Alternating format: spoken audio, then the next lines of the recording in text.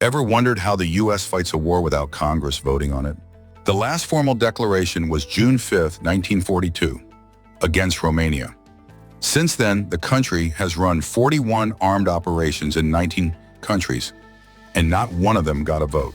You are a GS11 budget analyst on your first cycle on the Overseas Contingency Operations desk. The account is worth $69 billion this year. 41 armed operations in 19 countries have been run on the authority of a 2-paragraph statute passed in 3 days.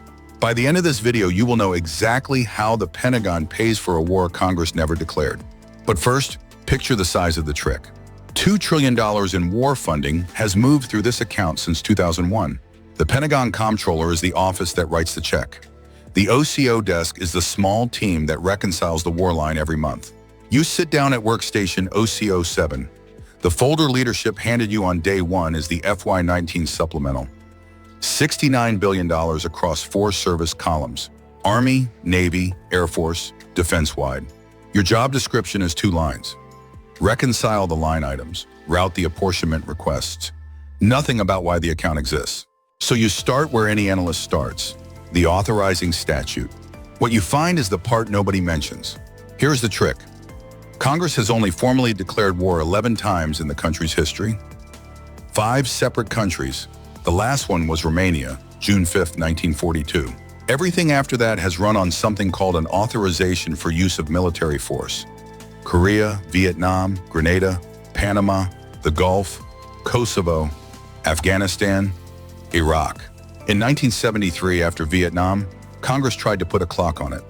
The War Powers Resolution, Title 50 of the U.S. Code. You read the operative line: 48 hours to report, 60 days to withdraw, 90 days with notice, without a declaration of war or a specific statutory authorization. The statute has been on the books for 45 years. Every president since Ford has reported under it. No court has ever enforced the 60-day clock. So you turn to the AUMF itself. Public Law 10740, the 2 paragraphs that built the modern war system. Drafted in 3 days after September 11th, signed by the President on September 18th. 1. You count the operative words, 60. 60 words to authorize all necessary and appropriate force against those who planned or aided the September 11th attacks. 3 administrations have cited those 60 words to authorize at least 41 armed operations in 19 countries: Afghanistan, Iraq, Yemen, Somalia, Libya, Syria, Niger, Mali, the Philippines, Kenya. The standard story says the Iraq invasion needed its own authorization. The real story is it got one in pound 2 and it sat on the books for 21 years. You hold both AUMFs side by side. The 2001 one is still the operative authority for 13 of those 19 countries. None of these countries was a party to September 11th. The statute does not say it has to be. You write the system level note in your notebook. The statute is the budget vehicle.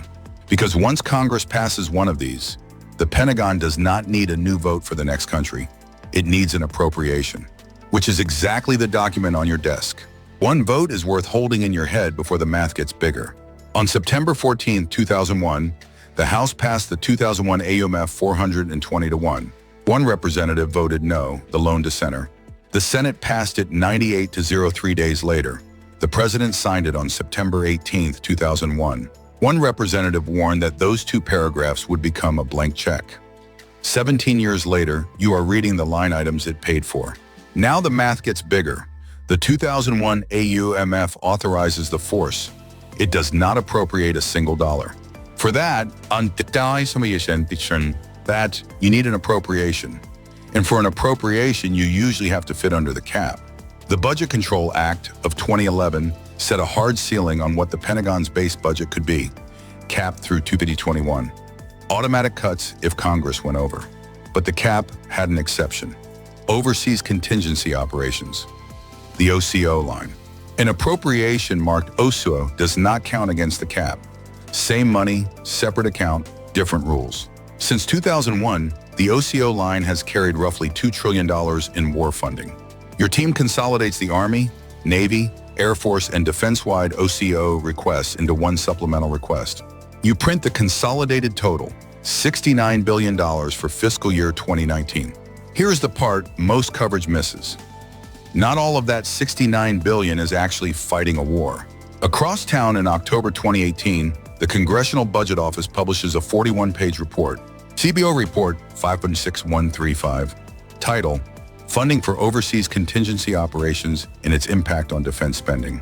CBO finds that roughly $50 billion per year of OCO money has been used for activities that did not directly support contingency operations. Basic training, stateside salaries, equipment maintenance, things that should have been on the base budget, things the cap would not have allowed. OCO is the carve-out. The carve-out has become the place activities go when the base budget runs out of room. You walk to your supervisor's office. You hand the supervisor the CBO finding. The supervisor tells you the GAO is also asking. Their report drops in January. 2 weeks later, the report arrives. JO 19-211, 56 pages, sent to the House Armed Services Committee and the House Budget Committee. JO confirms that the FY19 OCO request of $69 billion includes $8 billion in enduring requirements not tied to active contingency operations. JO lists 4 alternatives there to the OCO mechanism. All 4 were rejected by the Department of Defense. The Inspector General also publishes. Their findings sit on your desk by June. 3 audits in 9 months, all of them describing the same mechanism, none of them changing how the supplemental gets written. One form is worth holding in your head before the supplemental clears conference. No federal appropriation can be spent until the Office of Management and Budget formally apportions it. The Treasury will not release $1 without the OMB stamp. The instrument is a single piece of paper. OMB Form 132, the apportionment request. You sign the routing sheet, the folder leaves your hand, up the chain, across town, and to the director's desk, and from there to OMB. OMB stamps the form. The $69 billion is released in quarterly tranches. You do not know it yet, but the system has just completed the loop on the war Congress never declared. Walk it back from the end. The $69 billion has been apportioned. The base budget kept its cap. The OCO line moved. The first half of the loop is the OCO appropriation in the National Defense Authorization Act. The NDAA is the annual bill that says what the Pentagon is allowed to do. The House and Senate Armed Services Committees mark up the NDAA each spring. The OCO line is a section inside it. You watch the markup on a C-SPAN feed in the bullpen. The chairman moves an amendment. The OCO total holds at 69. The Senate companion bill matches the number. The 2 chambers go to conference. The conference report passes both chambers. The president signs it. Public Law 115-232. That is the authorization. Now you need the second half. The actual money. The DoD Appropriations Act is a separate bill from the NDAA. The OCO supplemental rides inside it. Same number, different vehicle, different committee. Both bills clear in September. The president signs the appropriation, Public Law 115-245. 2 signatures inside 2 months. The authority, then the money. Your team converts the appropriation into the apportionment request. OMB, Form 132 again. OMB stamps, money flows to the 4 service columns, the supplemental is live. The Pentagon Comptroller publishes the Green Book every spring, 250 pages, every appropriation line. Inside the Green Book is the line, OCO Total Obligational Authority, $69 billion. At no point in any of this did Congress vote to declare a war. At no point did anyone in the Pentagon expect them to. Here is the thing most coverage misses.